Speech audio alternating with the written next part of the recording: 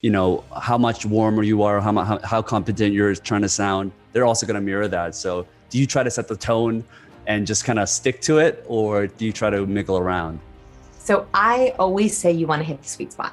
And by the way, everyone is a little bit different. So if someone's naturally higher in warmth, you're going to be trying to add competence cues purposefully. So the closer to the middle you can get, the better.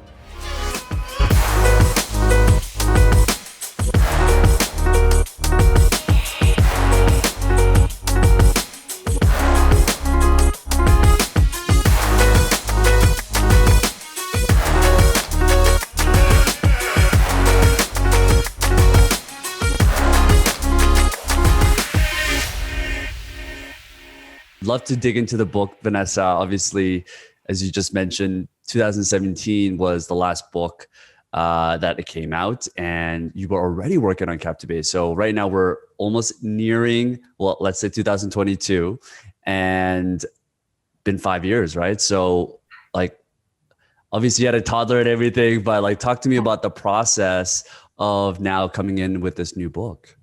Yeah, so it's funny because Cues actually started with a very specific accident, which is I was in 2006, 2007. There was a lot happening in the news. It was very exciting at the time. So Britney Spears went on Dateline because she was kind of going crazy. Lance Armstrong was lying on television. Amanda Knox was like about to happen. And in that time period, I started this little folder on my computer called Curious Cues. Now, little did I know that would turn into something later, where every time I saw a cue that I was like, that's odd, or that's interesting, or why did they do that? I would take a screenshot or a snapshot or a screen flow or a note, and I put it in that folder. And the same thing for any time I saw someone do something really charismatic, someone said something, did something, gave me a look where I was like, oh, I was like hit by their charisma. And that could be a character or a person. I would put it in this folder. And so, over the years, I was putting stuff in there. And it wasn't until after Captivate where people said, so what are you going to work on next? Captivate blew my mind. I couldn't believe how well it did. It shocked me. It truly, I was like, because I'm a recovering awkward person, and so I wrote it for other awkward people. And I was so amazed there were so many other awkward people. Right. Because awkward people don't out loud talk about how awkward they are, right? So no one's like, me, I'm awkward. Yeah. But actually the book, in a weird way, it allowed awkward people, like people now will come up to me in the street and say, I'm a recovering awkward person. And we hug. And I'm like, yay for awkward people. So that book sort of surprised me. And so the next question I got was, what are you working on? And so I revisited that folder because it was getting really full. It was getting really big. And I was like, I wonder if there's any patterns. So for fun, because why not? I love a good spreadsheet. I just love a good spreadsheet. I started to categorize all the good, the bad, the emotion cues. And so I started to notice a lot of the same patterns, like a very, very simple one. So I love watching the show Shark Tank. Have you ever seen that show? Love it. Yes. Shark Tank, Dragon's Den in some parts of the world, where a panel of sharks or investors listen to entrepreneurs pitch their ideas and they invest their own money. I've watched the show for years, and there's so many cues in that show. And so I had asked my team to code, my research partner and I, Jose Pina, coded 495 Shark Tank pitches. Wow. 400. You must be a professional investor by now. I mean, right.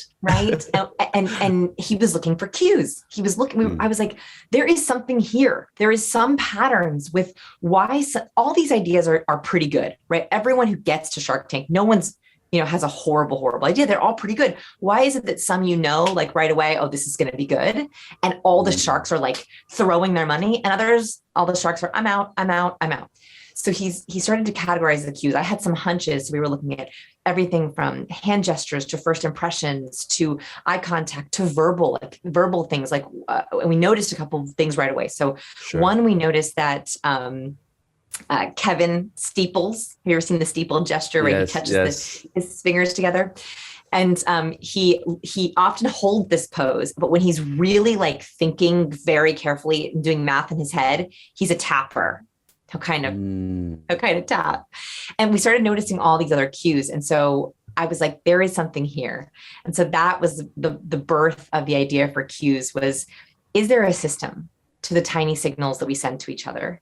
We usually think about cues in terms of decoding, like spotting, looking for hidden emotions with facial expressions, but we don't as much think of them for encoding. Encoding is the side of cues people don't talk about, which is the signals we send to others. And so I wondered, could I create a catalog, a system of the 96 cues that we send back and forth, and could we learn them in a way that we can control them? So that is the genesis of the next. That's the premise. It was all Shark Tank. Do you know any of the people from Shark Tank? We actually had Matt Higgins on, who's like a guest Shark Tank on the show. Yes. I actually, I got to meet one of the pitchers, and she got offered a deal.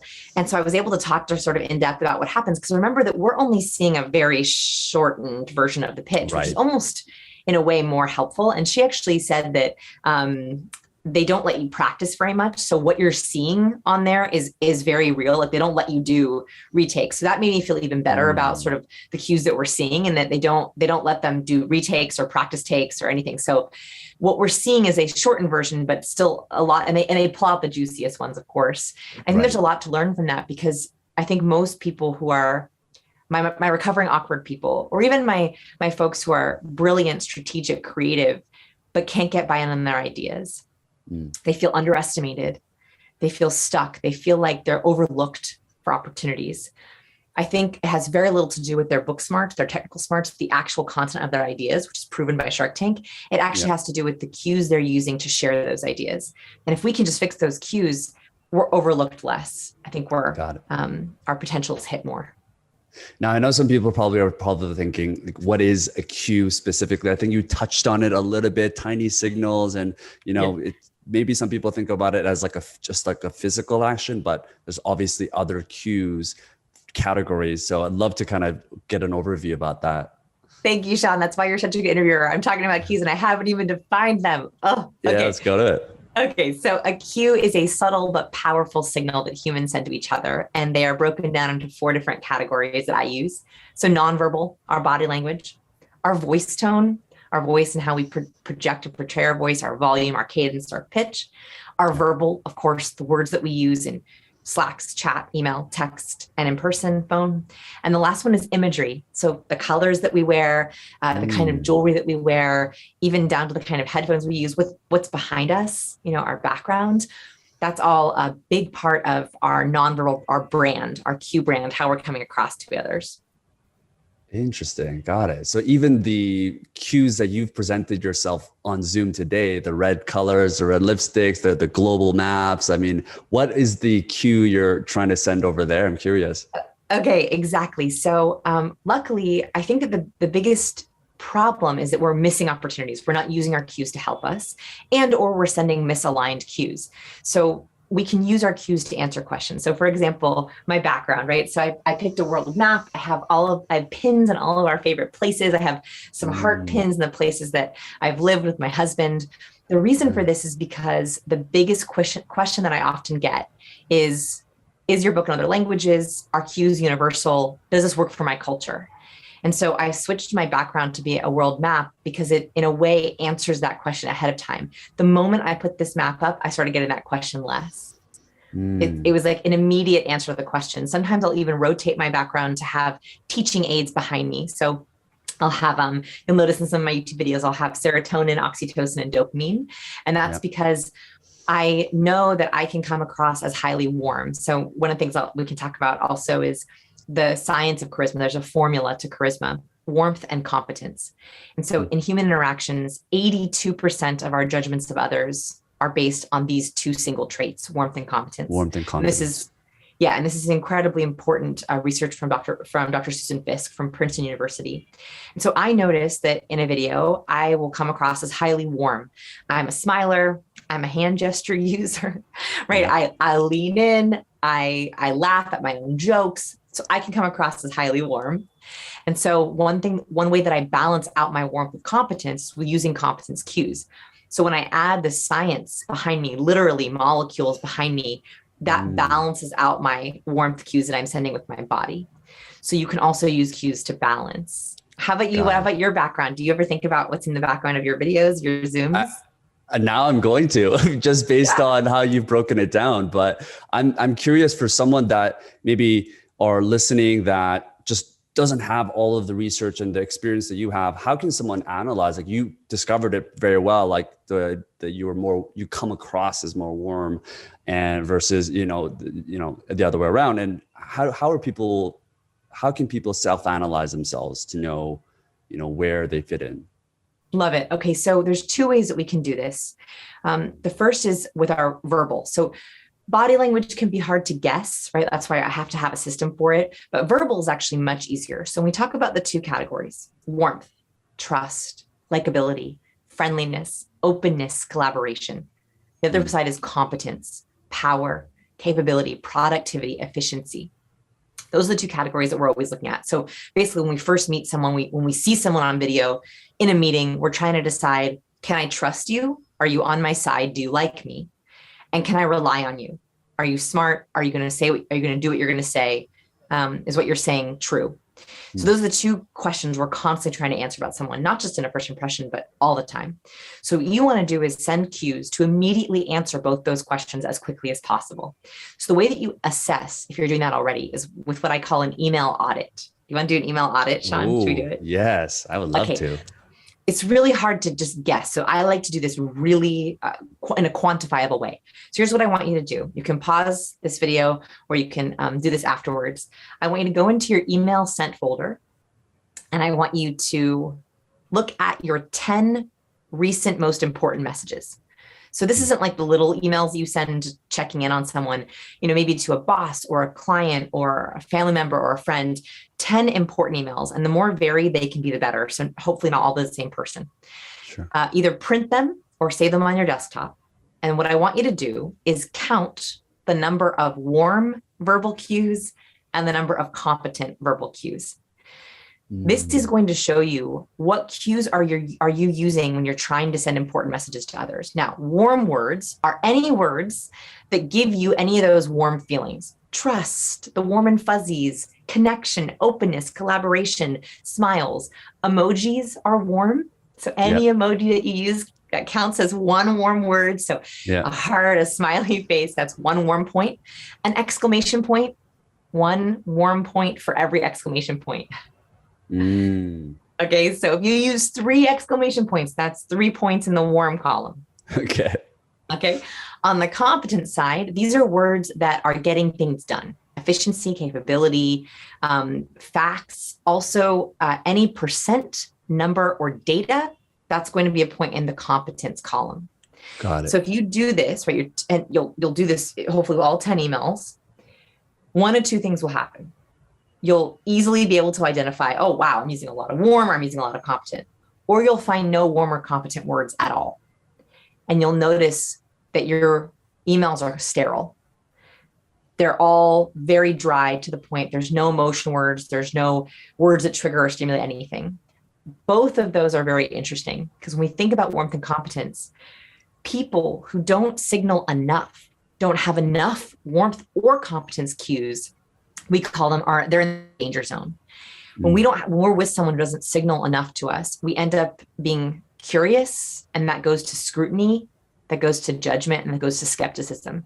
So one of the biggest mistakes professionals make is they'll do this audit and they realize, wow, I have no cues here at all. No wonder people are having trouble communicating with me. Right. It's funny because I think just like mirroring, which we'll probably go into, I find myself, and probably like others, when I receive an email or I send an email and let's say I'm very warm to this person, but they respond with Sean, comma, space, one-liner. I'm like, oh yeah, I'm definitely not going to use any exclamation marks in my next email. So I almost change depending on what the response is, right? So should we just be looking at the initial emails, or how can we avoid the bias there? Yeah. So I would love a mix. If you really can do it, it would be great if you do some initial emails, some deep emails, some emails with someone you email with all the time, because we are constantly sending these cues out, and you might even see patterns. Like, for example, one of the ways that we've discovered in these email audits is that sometimes people will do really great with their warmth and competence cues up. So when they email their boss, their manager, an investor, oh my goodness, so much warmth and competence, a beautiful balance. But when they email down or laterally, they don't have any good warmth or competence cues at all. So the more varied you can make it to test it, that's going to mirror how you are in person, how you are in video. And that can also explain to you why maybe you think you don't make a good first impression, or why you make a great first impression, then things fall apart, or why you're great on the first 3 dates, but not the next 5 dates, right? So even that can begin to sort of identify some patterns, which is kind of fun. And also, can I read something? Oh, can I read something to you that I think you'll find funny? Yes. Okay. So you mentioned like mirroring a little bit. We also verbally mirror. So you might notice that you are matching the person you are emailing with. So if you are emailing with someone who you know uses lots of exclamation points and emojis, you feel pressured, right? As a human, we feel pressured. Well, gosh, she sent 3 exclamation points. I better use at least one. At least one.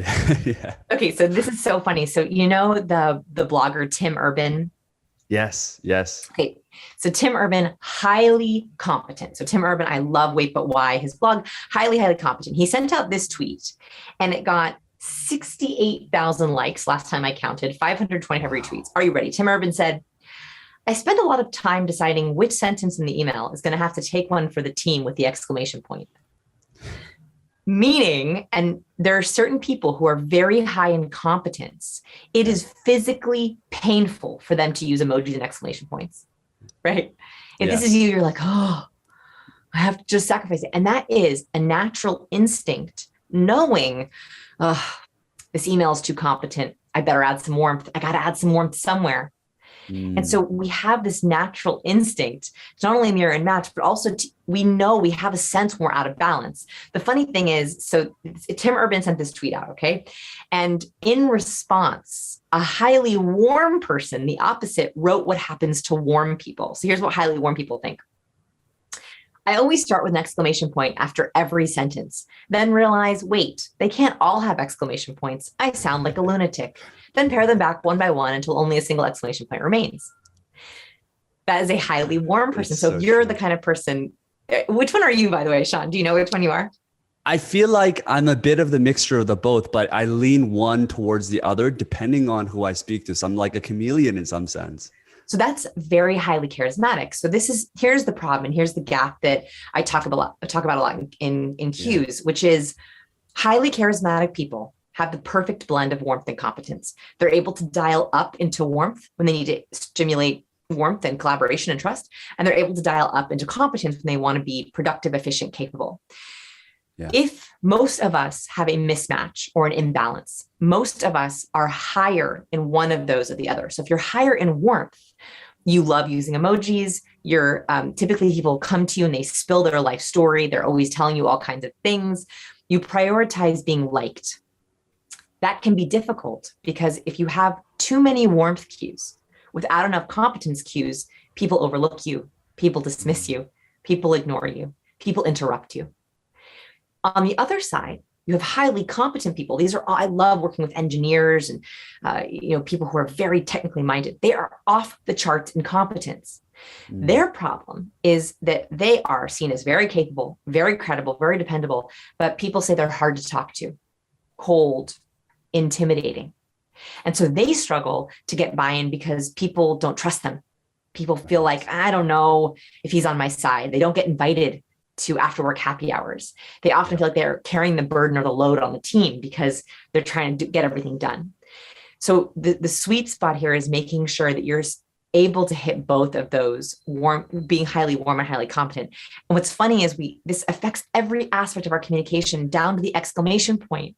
Yes. Like your warmth and competence scores, and in the book, I give a charisma quiz so that you can actually identify exactly where you are in warmth and competence. Your warmth and competence dictates every aspect of your communication, even down to how you use exclamation points, which is just crazy. That is crazy. And do you recommend then to stay in the middle and adjust based on who you're talking to? Because it's kind of like a chicken and an egg, right? Knowing that you're going to mirror and also the other person is going to mirror based on how how much warmer you are, how competent you're trying to sound. They're also going to mirror that. So do you try to set the tone and just kind of stick to it, or do you try to mingle around? So I always say you want to hit the sweet spot. And by the way, everyone is a little bit different. So if someone's naturally higher in warmth, you're going to be trying to add competence cues purposefully. So the closer to the middle you can get, the better. If you are with someone or talking to someone and you notice, wow, they are highly warm just like me, or they are highly competent just like me, you can dial into them to respect them. I think that when we talk about mirroring and matching, that's a respect issue. It's basically saying to someone, I respect you so much that I'm going to mirror and match where you're at. So I would say the default is always that balance, trying to hit that perfect balance of worth and competence, and then flexing depending on your goals. What are your goals? Do you want to make them feel comfortable, or do you want to be as charismatic as possible?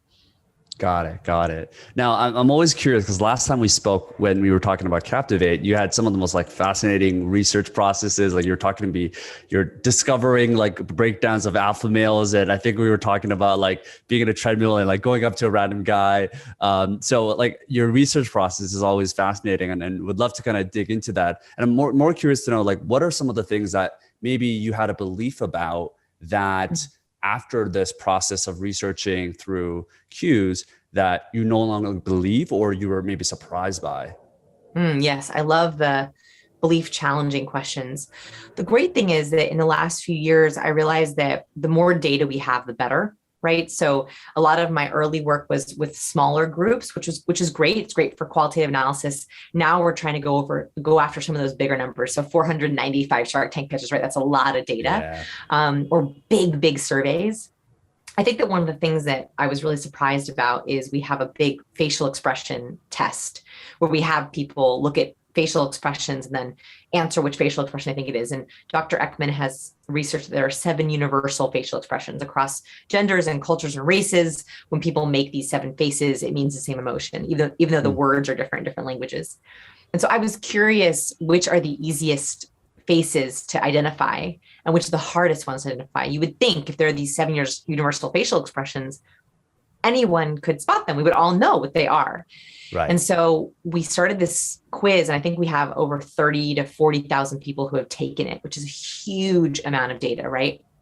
And one thing that really surprised me is that the simplest of the microexpressions is the microexpression people get most wrong. That really surprised me. So the most simple of the microexpressions is contempt.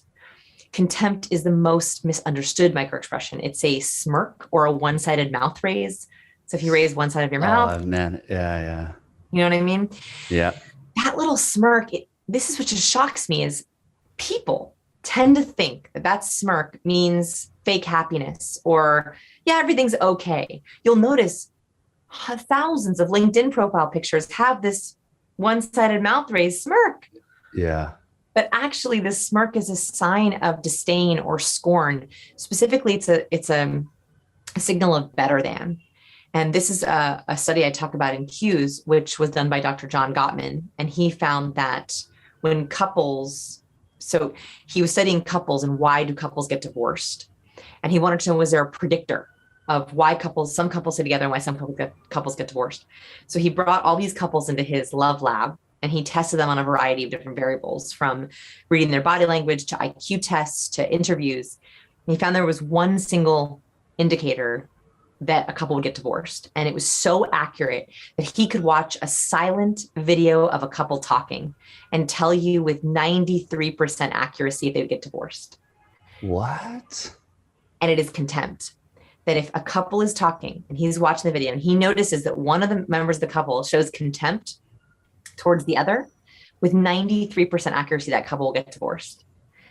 The reason for this is because contempt is one of the only emotions that doesn't go away.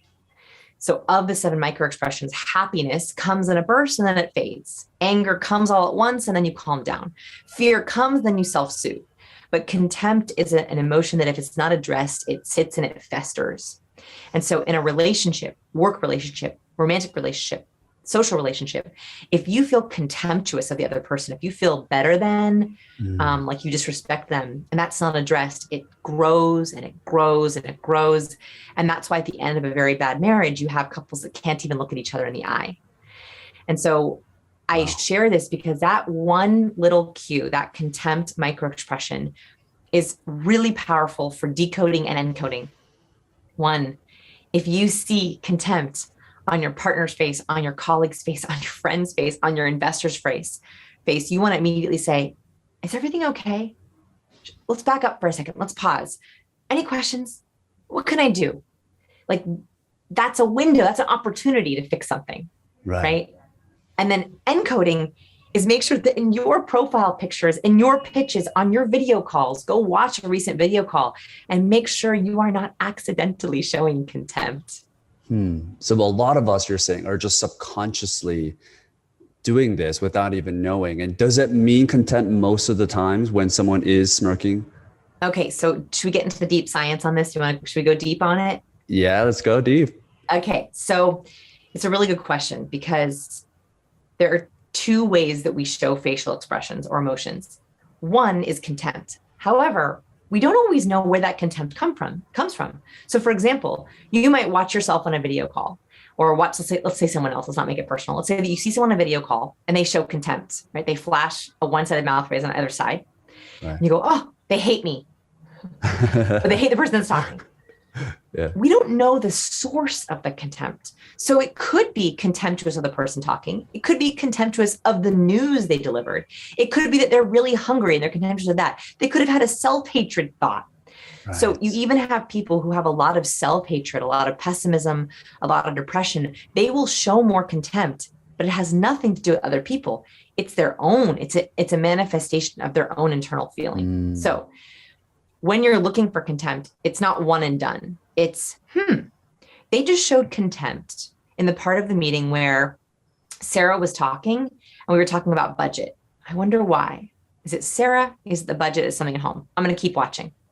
Or I'm going to pause and say, hey, any questions here? Does this budget make sense? And that person says, here's what doesn't make sense to me. That was what caught them up. Or nope, no questions from me. I wonder why. Let's keep watching. So we're looking for clusters of these cues. The backup science here, which I just want to be super accurate. I think that when we're cue readers, we have to make sure that we're being as nuanced as possible, is there is a very small portion of the population that uses contempt as a punctuator. That's what that's called, a facial punctuator. So a punctuator is that they use a facial expression all the time as like a default. It's almost like someone who's like a fidgeter. So for example, I have a friend who uses the disgust facial expression as his punctuator. So disgust, if you want to try it with me, it's when we raise our nose up, we crinkle our nose, and we flash the upper whites of our teeth. So this is disgust, like we smell something bad, we go, oh. Right. Oh. Right.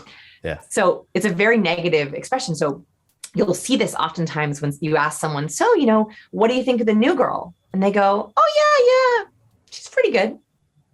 And no, they're pretty disgusted by that person. Yeah. Well, my friend who uses that as his punctuator all the time, so how's it going?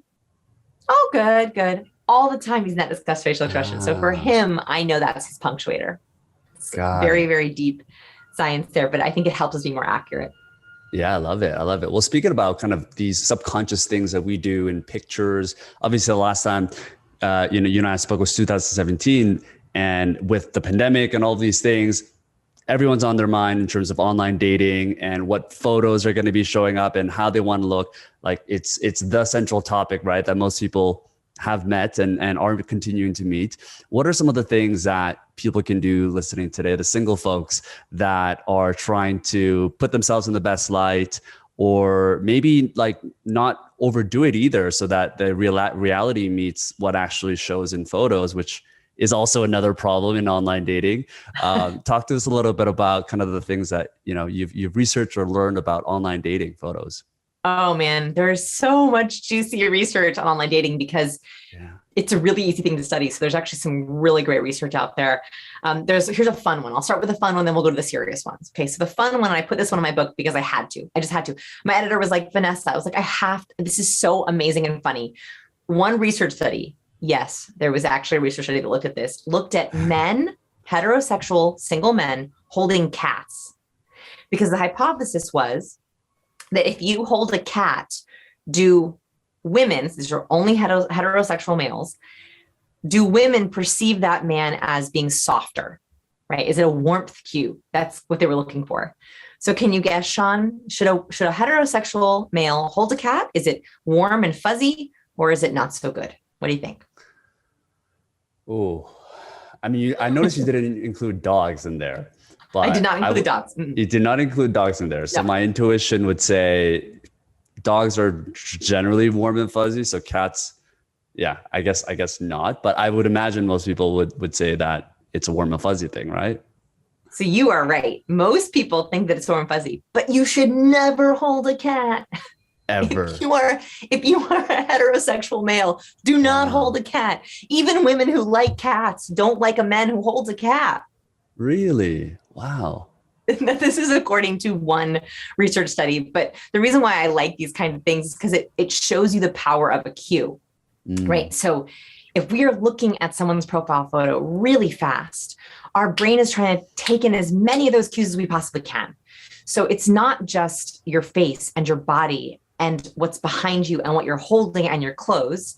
It's all of those things put together. So what I would do if I were you is I would open up your profile photos or the photos you're thinking about using, and I would try to, again, do a little profile photo audit. How many warmth cues are you sending? How many competence cues are you sending? There's actually an exercise I like people to do while they're reading, because as they find a cue in the book, they can give it a point on the picture. So for example, one that we see a lot in female pictures. In fact, one of the studies we talk about is that this cue is in thousands of paintings over the last couple hundred years because it's so often used to depict people, which is a highly warmth cue, a head tilt. So women especially, we love a head tilt in our profile photos. Yeah.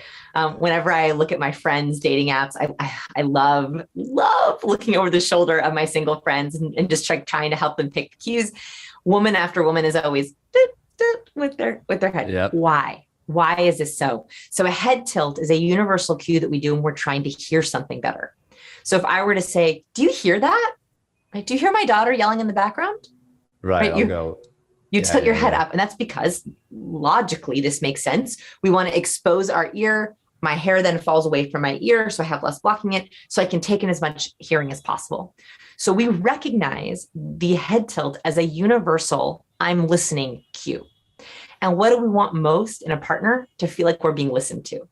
And so the reason why a lot of people, especially women, will default to a head tilt is because it is a warmth cue. And women by default typically want to be warmer. Sure. This is not good or bad, but I think it's something to consider when you're looking at your pictures. Does that make sense?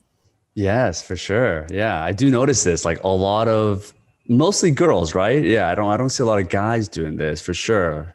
Well, this is where I think we can really level up our game here. So first of all, if you're a female and you like the head tilt and you want to do it in your profile photos, great. Just know it's a high warmth cue, right? It literally is like, I'm listening to you. I'm going to be a great listener.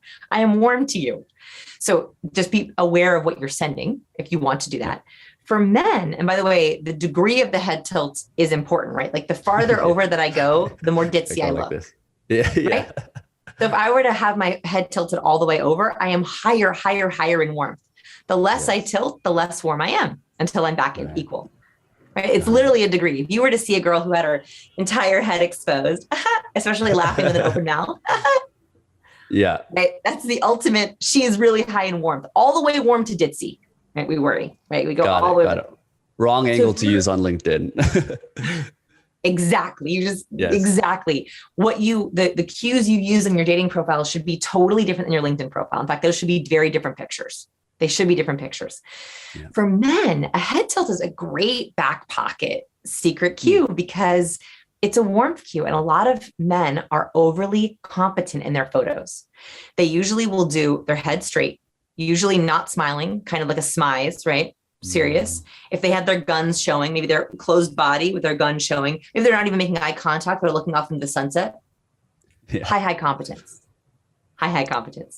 which for someone looking, whether male or female, whether if you're homosexual or heterosexual, is that what you want to attract, right? If you are using all competence cues, you are going to signal high competence, and that means you're only going to get people who are high competence. Right. So it's just about thinking about what kind of person do you want to attract and what cues are you using to signal that. So a warmth cue for a man, a subtle one, not, all the way over. Just a subtle one can be a great way to add a little bit of warmth. If you have been told you're cold or intimidating, or you feel like you have trust issues in your relationship, maybe try to add in more head tilts because it's going to warm you up. Powerful. This is why we love having you on. Oh, The yay. the details. Yes. I love there are details, but like in a picture, that's what we're looking at. And I've watched people, they'll look at a picture and they go, I don't know, just not for me. Swipe. Yeah. Right. But they can't explain it, right? And they can't explain it. So what I love to do in those situations is I say, okay, wait, pause. Okay. This person is not for you. Why? I don't know. I just feel like they're just not my person. And then I'll break down warmth cue, competence cue, danger zone cue. So the one area we haven't talked about a lot is our danger zone cues. Contempt falls in the danger zone. Danger zone cues are things that turn us off, that irritate us, that we don't like. And so I'll say, competent, danger zone, or danger zone. And they go, that is why. And so a lot of the times that I don't know why this person's resonate with me is because they're not sending the right cues. Love it.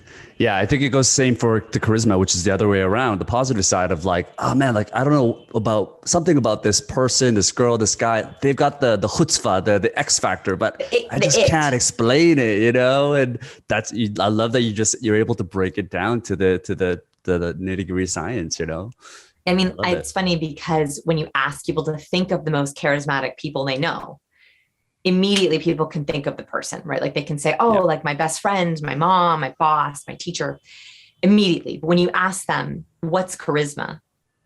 They usually can't answer. They're like, it's that feeling that you get, it's that person. So it's a very unique trait, that it factor. It's hard to break it down. For some reason, we don't know how to read it. We're intuitively looking at it. But I think that the more that we can think about charisma in practical terms, the more we can control it. And the more in control we feel, as I mentioned, I'm a recovering awkward person.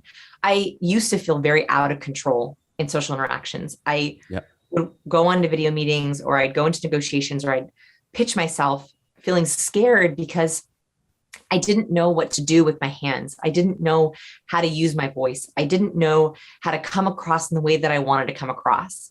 Sure. I think that control is sort of an antidote to anxiety. If you struggle with social anxiety, I think control is actually the hidden. I think we talk a lot about confidence, and confidence is great, but confidence is a byproduct of control. When you're in control of your cues, you get confident. And that's how we fight, I think, any of that social anxiety. Sure. Yeah. So let's kind of continue on to this topic so you've got the online dating, you follow Vanessa's advice, nail the date, and you've got a physical date now. You're in your first date. Where do you sit on the table? This is something that I'm always curious about. Like, I've almost had like better interactions when I'm sitting right beside them sometimes, but it's kind of been a mix, right? Sometimes you want to sit right across from them. I would love to kind of go into that. I have a graphic for you. I have a graphic for you. So I have the same exact problem, right? Anxiety comes when we don't understand something or don't know something. Okay. So there is research on seating science. If you can believe it, there is research on seating science. So the first thing we should know is that when we're talking about interactions between humans, there's actually 4 different zones of space. So these are the 4 different zones of space. So very basically, and these numbers change a little bit based on culture. The brackets are about the same. So I'm going to give you some averages. Sure. So first we have the intimate zone.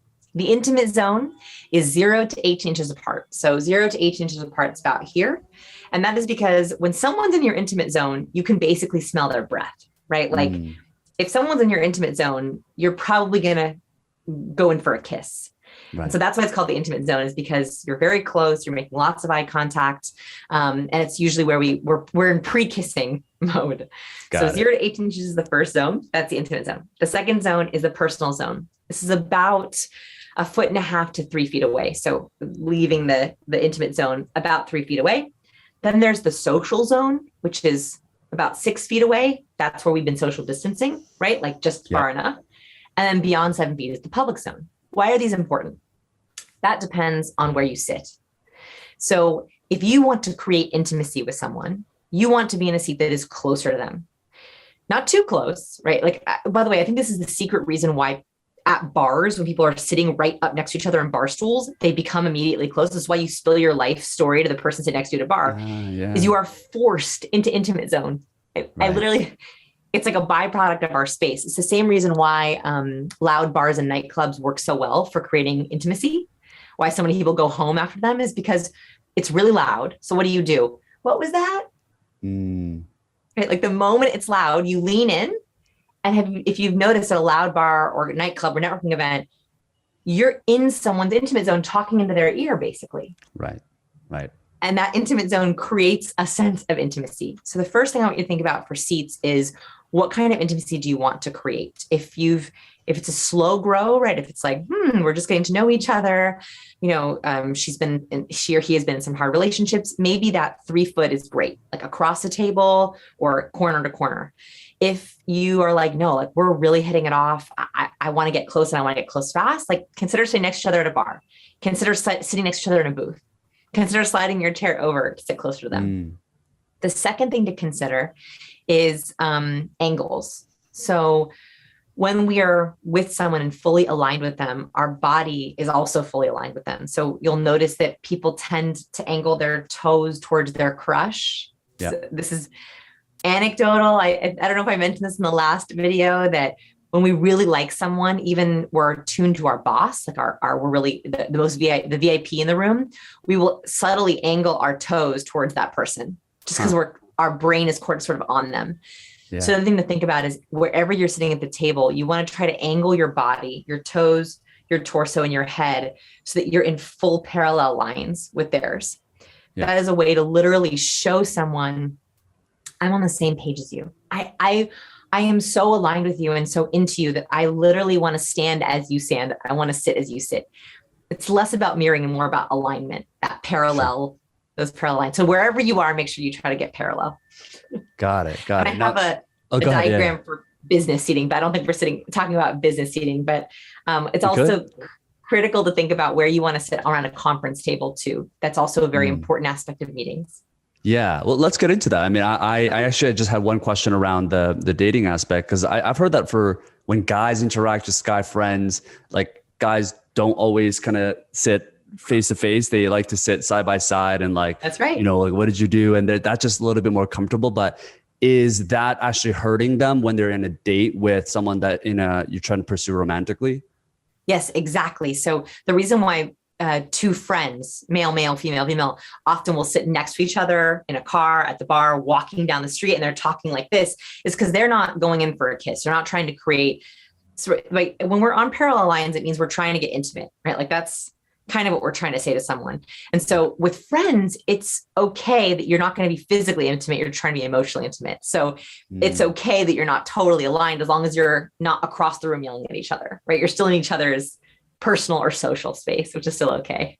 Got it. I'm just looking at the time right now, Vanessa. I actually had some interesting questions that I wanted to ask you, or really more a breakdown. So I've kind of selected some of the most awkward, common situations that most people go through, and maybe we can just kind of sprinkle in some of the things you found with cues. So probably the most common one that most people go through is asking for a salary increase, right? So you're in a room with your boss, or maybe you're on Zoom. What are some of the things that people can do on the other end to ensure that they have, a higher likelihood of getting that raise? Yes, actually, at one point, I hope I can remember all the tips, I filmed a whole 30-minute tutorial on how to raise your rates or ask for a raise, because there's a lot of things that you can do both in prep and the actual meeting. But from a cues perspective, the most important thing you want to do is trigger the actual feelings you want your boss to feel. What I mean by this is, I think the mistake that most people make when they go into either raise their rates or ask for a raise is they'll use negative words, because they're trying to show, if you don't give me a raise, this thing will happen.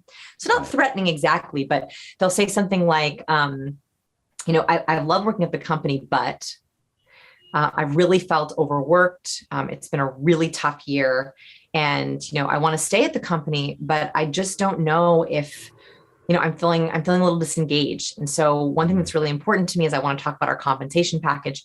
So they're using words that are slightly negative because they're trying to justify why they want to raise their rates.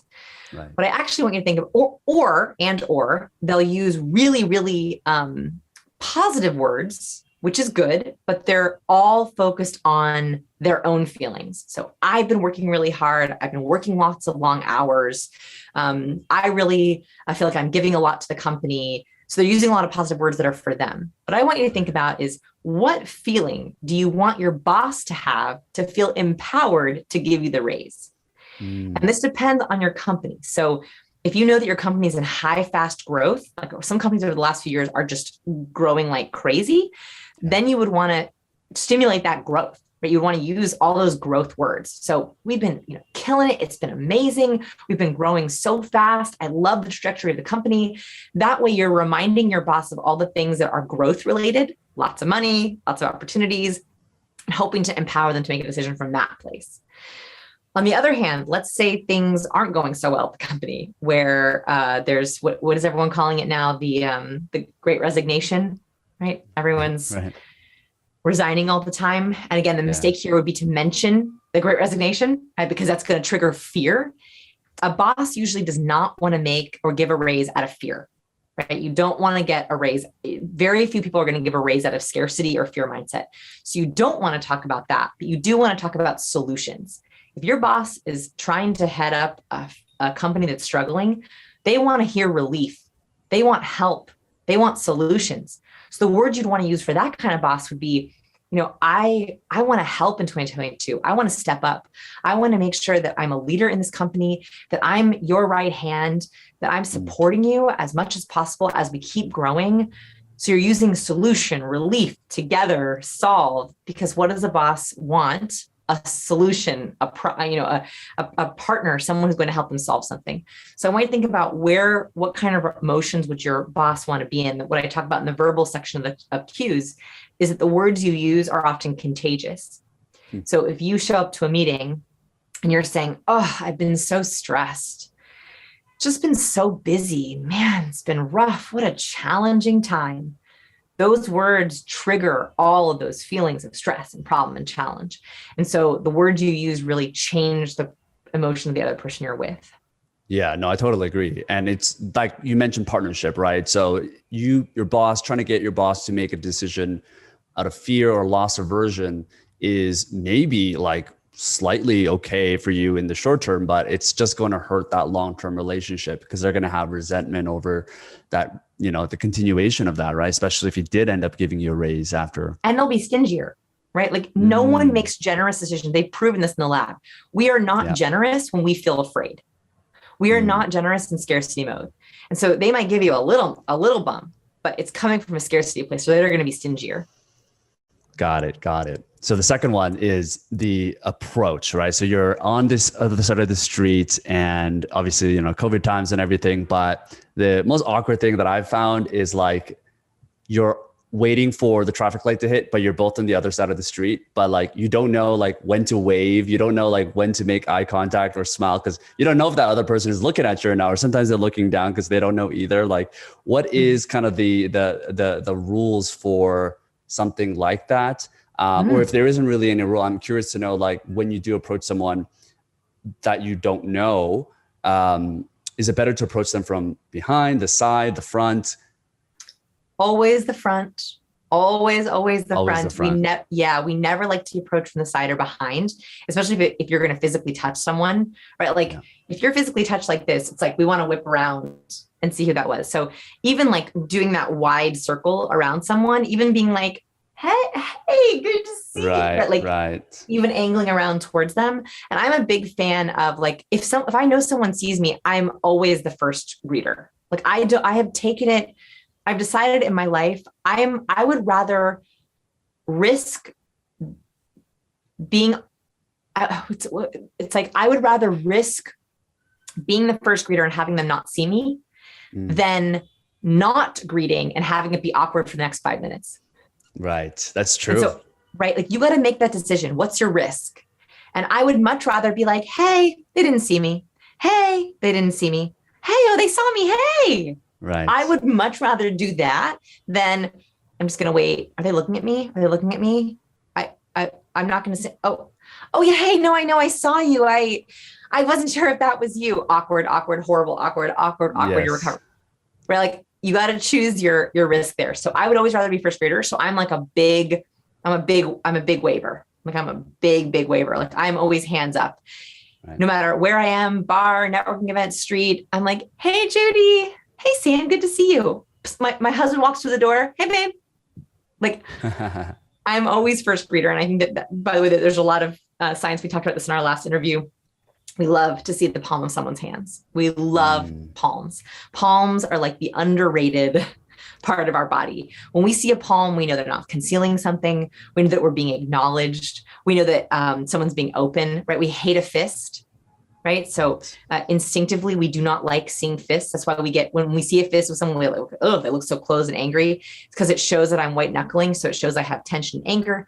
It may be concealment. Who knows what's in there? It's how we punch, right? Like we know that we could be injured that way. And so the answer is an open palm. So I'm open palming all the time. Like when we started this video, right? I was like, hi. Yeah, there you go. Yeah. So it's almost out of like, yeah. So it's evolutionary. Is the idea that it's, a lot of that is just kind of survival instincts for us. It kind of translates to social life. Or even like, yes, I think there's a lot of biology in there, but I also think a lot of it's learned, right? Like we know that when our friends greet us and people like us, they're open palming towards us all the time. They're like, oh my gosh, it's so good to see you. Come in for a hug. Hey, so how's it going? Tell me everything. Yeah. Hey, like, so we have learned that when we like someone, we do lots of open palm gestures towards them. And when someone doesn't like us, what do? Closed, right? We don't see their hands at all. Maybe they're like this listening to us. Maybe their fists are crossed. Maybe they're like this. So we have learned that, this is positive and this is negative, or concealment is negative. Got it. Man, I mean, every time you come on, there's so many things I learned that I realized even after 5 years, even the things that we've talked about, I just realized there's always practice that you need to do, refreshers that you need to do. First of all, I highly recommend people to check out the book Cues. First of all, where can they find that? And Yes. So Cues, wherever books are sold. It also already got picked up internationally, which I'm so grateful for. So It should be international. I know it should be internationally available too. It's also being translated already. So I'm super excited about that. I also record the audiobook. If you feel like listening to me for another 7 hours, you're welcome to listen to the audiobook. And of course there's Kindle, and it should be in bookstores as well as on Amazon and in your country too. I love it.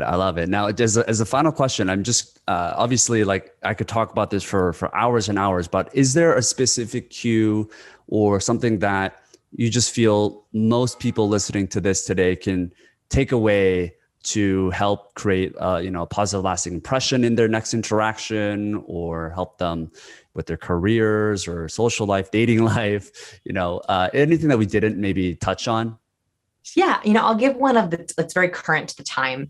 And it's an aspect of a cue I talked about, but I didn't get to talk about this part, which is space. We think about in person. We forget that space rules are also happening virtually, especially on our video calls, on our FaceTime calls.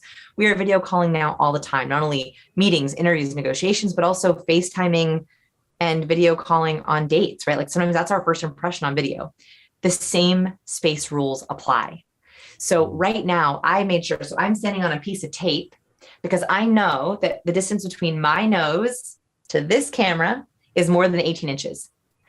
The biggest mistake that people make is they break space rules on video. So they come on camera and they're 18 inches away. Now, if I were to do the entire interview like this, you'd be like, whoa, back up. Right. It's invasive. And so the biggest mistake we make is we hop on video or we get on a video call, we're right in someone's intimate space and they're like, ugh. So immediately they're triggering alarm bells. So the very first thing is, especially in your first impression, make sure that when your video pops on or you answer the phone, your nose is at least 18 inches away from the camera. 18 inches is nothing, right? Like if I 18 inches, that's like nothing, right? So even just a little bit farther, you're signaling you're in the personal zone, which is a safer place to be. If you're feeling intimate, that's when you can go a little closer, right? Like, tell me more, Sean, tell me more. And we know that. So that's a really easy one that I see people in their profile photos too. Just make sure 18 inches or more.